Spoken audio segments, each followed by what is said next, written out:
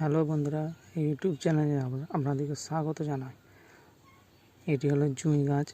জুঁই গাছের কীভাবে খুব তাড়াতাড়ি ফুল আনা যায় সেই সম্পর্কে কিছু বলবো। ওইসব কোনো জৈব সার সারের কোনো প্রয়োজন নেই।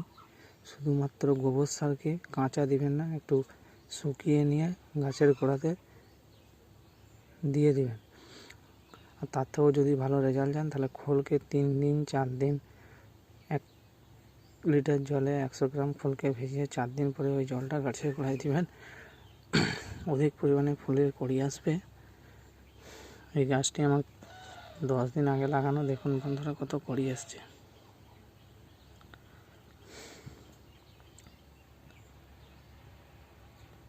শুধুমাত্র গোবর সার আর খোল, এসব জৈব সার, পটাশ, ইউরিয়া এসব কোনো প্রয়োজন নেই।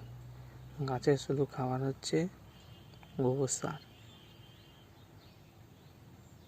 আর প্রতিদিন সকাল সন্ধ্যে একটু করে জল দেবেন, ব্যাস।